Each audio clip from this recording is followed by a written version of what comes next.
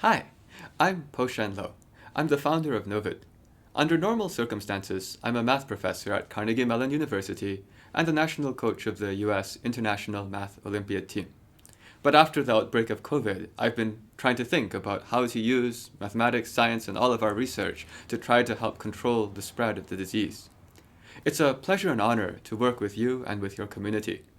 And I'm very happy to share an update with you today on the major developments that the Novid app has seen over just the holiday season. As you know, when you started using Novid, we have an iPhone app and we have an Android app. And the iPhone app had some limitations that every single iPhone app that was trying to do COVID-related work was facing, in that iPhones are not able to detect whether or not other iPhones are nearby using Bluetooth when the app is in the background, meaning not on the screen, unless they're using only Google and Apple's exposure notification framework, which works but has limitations.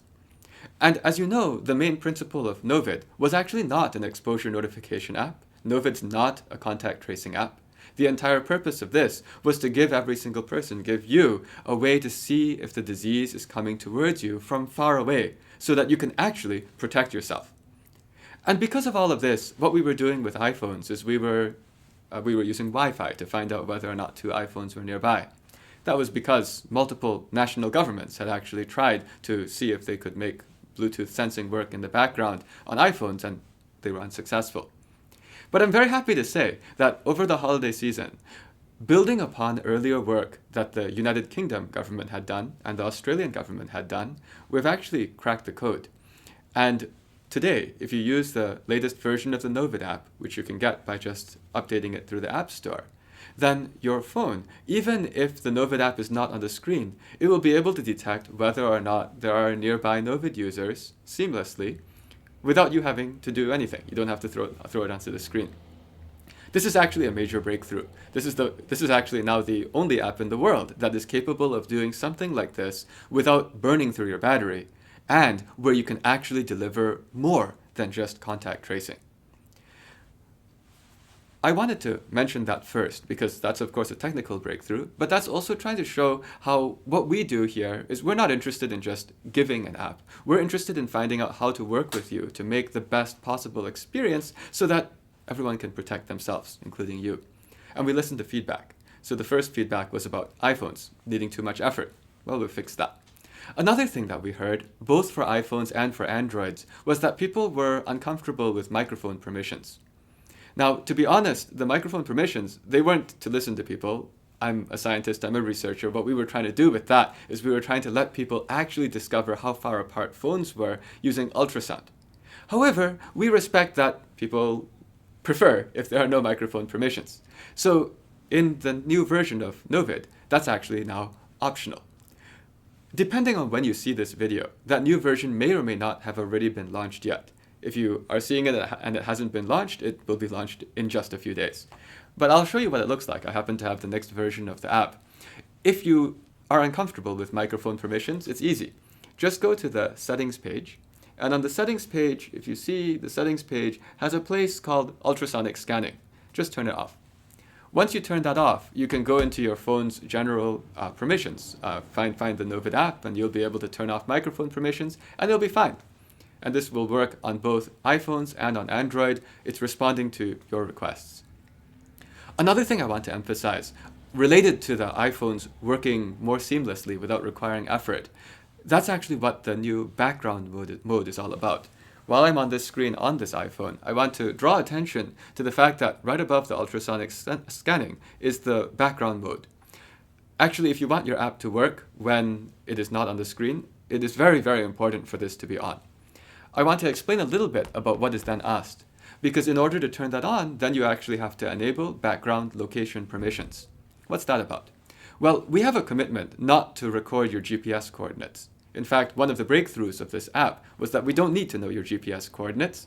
It senses its relative proximity from other devices, not by using the Pythagorean theorem of knowing, the 3D coordinates of where each of the phones are. We don't use that. We just use relative measurements like Bluetooth signal strengths or this ultrasonic ping, or whether or not they're on the same Wi-Fi access point.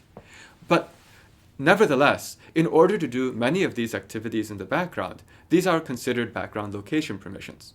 Because in theory, the scanning of nearby Bluetooth devices in the background, if we were a giant company, if we were a big tech company, we would actually know the locations of Bluetooth beacons all around the world, and we could use that database and do something with it. We're not a big tech company, but regardless, the way that all of these systems work, that actually is a permission that needs to be enabled. It's worth mentioning, by the way, that the official Google Apple exposure notification system is also doing that. They just don't need to ask you for background location permissions for that because they make the operating system, and we don't. I'm saying that also, though, in the hope that that makes you a bit more comfortable. Since we don't make the operating system, we actually aren't able to do all sorts of other things either. So anyway, the bottom line is if you want your app to work at all times, even in the background on iPhones, that background mode is very important, and the background location permissions are what make that possible. The way the iPhone works, you will actually see a lot of notifications, maybe not a lot, but every few days or week or something, the operating system reminds you that you have this thing which has background location permissions. If you keep saying yes, then indeed this will be able to work and protect you at all those times. I say protect you because that's actually our entire point. I want to use this moment to clear up another misconception. Some people think that Novid is a contact tracing app or an exposure notification app, and they wonder why, if they bump into somebody, why it doesn't immediately say you've made a connection. Well, the reason is because we actually aren't trying to do that. That is protecting other people from you, actually. The main principle of Novid is to protect you from other people, letting you see if there's a disease coming from far away in your network. So actually what Novid is trying to do is it's trying to anonymously build that network of which apps tend to spend significant amounts of time pretty close to each other. And the keyword is significant. So you actually only start to establish this relationship with another app if you're within just a few meters for at least 15 minutes. So you shouldn't expect it to immediately register within a few seconds. On the other hand, the real way that this works is that it detects that these are other apps that you tend to go to work with or that you tend to live with. And that's the value that you'll get. So in that sense, if you see that the app is not immediately sensing, but it senses after a while, that's exactly what it's supposed to do. And the value to you then is that this builds a big network of your relationships. And as COVID starts striking closer and closer to you on this network, it alerts you automatically so that you can take precautions to protect yourself. And that's a historic first for human civilization. For the first time, it's actually possible now to find out before a disease gets up right next to you, without knowing who it was. That's fine. But that early warning is actually what you can use to avoid getting sick. This is in fact the first app of its kind in the history of the world. I say that because we are inviting you, if you see anything that you think is amiss, whether it is that it's not detecting something or whether it's not doing what you'd prefer it to do, please write to us. This is not a static app, as you can see. We're actually constantly trying to make improvements to make this better and better to serve you. And so please tell us whenever anything seems a bit off.